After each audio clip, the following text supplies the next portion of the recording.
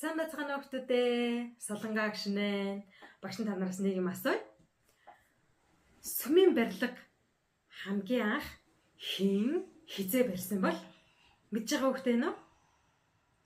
Хамгийн анхны сүм хизээ баригдсан болоо? Яг зөв. Соломон хааны үед анх баригдсан шүү дээ. За, Соломон хаан өөрийнхөө хаанчлалын цаг үед маш үзэгсэлнтэй, маш гайхамшигтай сүмийг барьсан байдаг тийм ээ. За, үүний дараа хойд Израиль ба өмнөд Юда гэж хуваагдаад хойд Израиль, өмнөд Юда маань мөхөж суурьсан тийм ээ. Тэгээд үүнийг дагаад Соломоны баригдсан сүм ч гэсэн нуран унсан байна. Соломоны сүм нуран унсны дараа хэн сүмийг засварлаж дахиж барьсан бол? Олзноос ирсэн хүмүүсийн эхнийх хэсэг ба Зерубабел гэдэг хүн сүмийг барьж эхэлсэн байна. Зерубабел Бурхны сүмийг барьж эхэлсэн чинь Самар хүмүүс сүмийн ажилд маш их саад болж исэн байна. Тийм учраас барилгын ажил нь зогсоод 16 жилийн дараа барилгын ажил үргэлжлүүлэн хийгдсэн байна.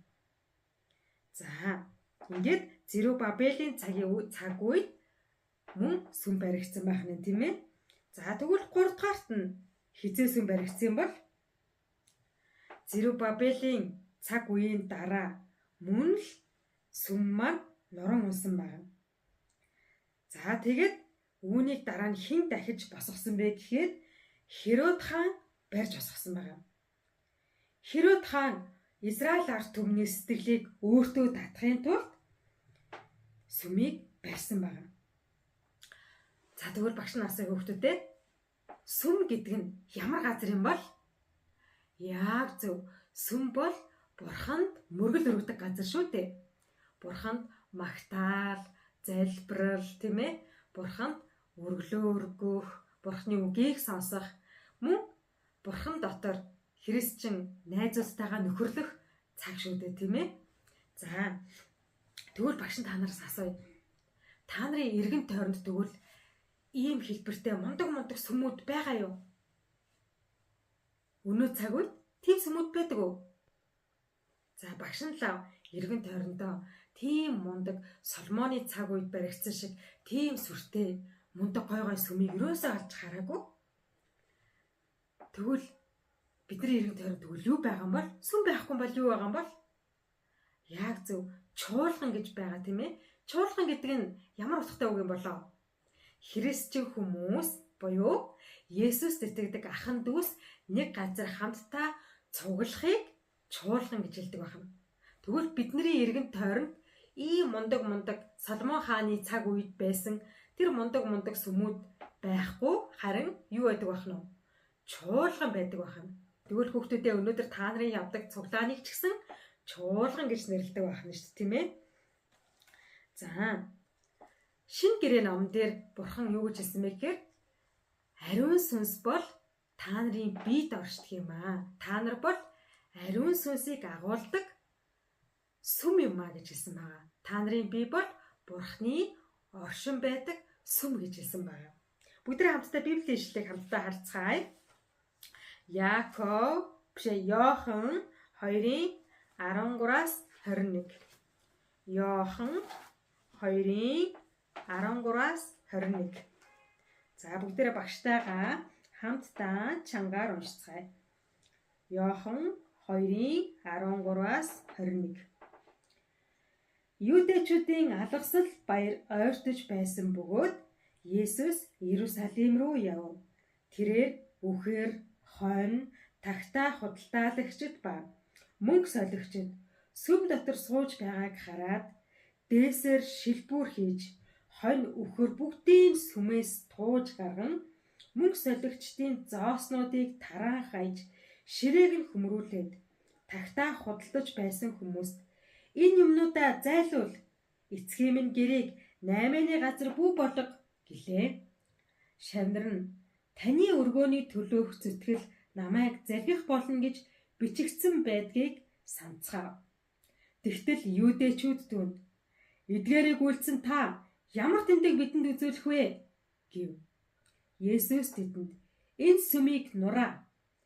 Би үүнийг 3 өдрийн дотор босгоно гэсэнд юудэчүүд энэ сүмийг барихад 46 жил шаардагдсан байтал үүнийг та 3 өдрийн дотор босгоно гэж юу гэв. Харин Есүс өөрийн бие болох сүмийн тухай айлдсан ажээ. Есүс эцэст нь Бурхны хүүгийн ажлаа эхлүүлсэн байх юм.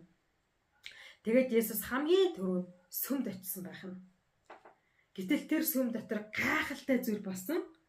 Сүмд хүмүүс мөнгө солиод худалдаа наймаа хийж байсан байгаа. Тэрэн дотор тагтаа, тийм ээ, хонь, хураг гэд янз бүрийн зүйлсийг худалдан наймаалж байсан байгаа. Есүс энэ дүр төрхийг хараад ихэд уурлаад тэгээд тэнд байсан дээсээр шилбүр хийгээд тэр шилбүрээрээ бүх хонь хургийг хөөж гаргаад, тийм ээ, худалдаа хийжсэн хүмүүст "Эдгээр зүйлсийг аваад гар. Миний эцгийн гэрээг 8-ны газар бүү болго" гэд наймаачдыг хөөж гаргасан байна.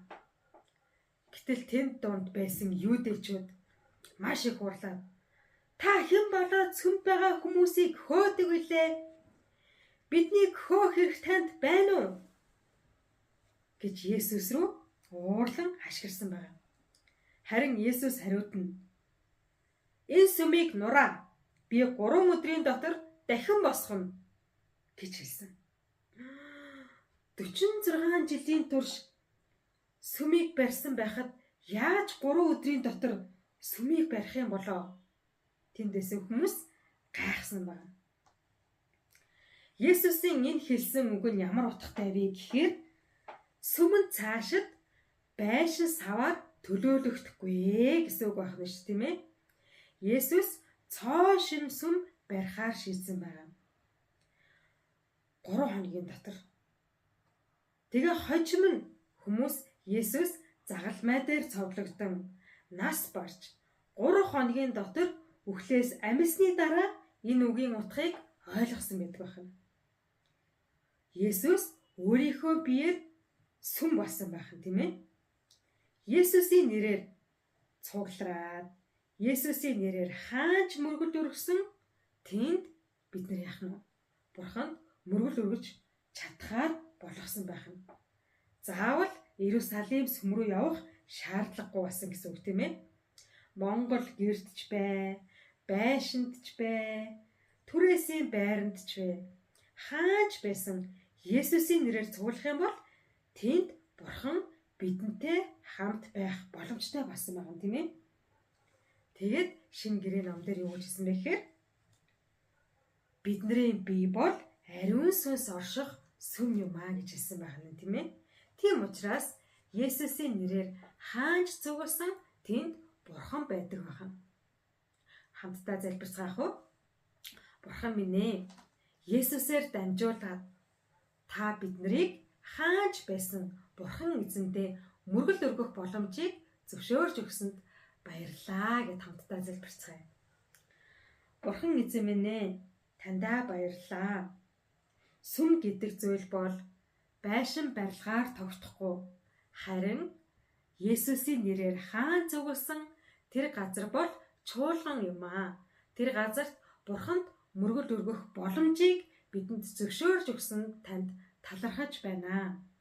Бид нар өөрсдийн бие ариун сүнсний сүм гэдгийг ойлгосон энэ мөчөөс эхлэн өөрсдийн бие таны өмнө зөв авч явахд тавцлаач ээ. Хаанч явсан, юу ч хийсэн Есүсийн нэрээр цуглах юм бол тэр газар Бурхан та бидэнтэй хамт байна гэж амласан учраас баярлалаа. Есүсийн нэрээр залбирлаа. Амен.